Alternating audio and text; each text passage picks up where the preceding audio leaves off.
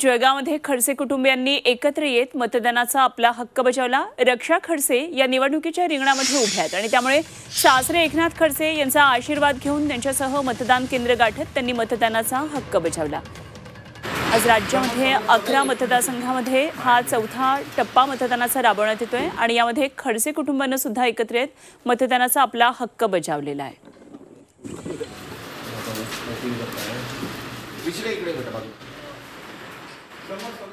रक्षाताई भारतीय जनता पार्टीच्या तिकिटावर या ठिकाणी लोकसभेसाठी उमेदवार आहे आणि रक्षाताई आमच्या परिवारातील एक सदस्य आहे।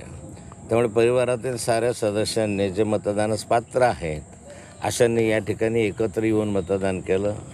या देशाचे पंतप्रधान मोदीजी व्हावेत आणि या देश अधिक विकसित व्हावा, अधिक विकासाच्या दृष्टीने या देशाने वाटचाल करावी यासाठी त्यांच्या ध्येय धोरणावर विश्वास ठेवून आम्ही सगळे या ठिकाणी मतदानास आलेलो आहे। मोठ्या उत्साहाने लोक ह्या निवडणुकीच्या मतदानाच्या प्रक्रियेमध्ये सामील होत आहे।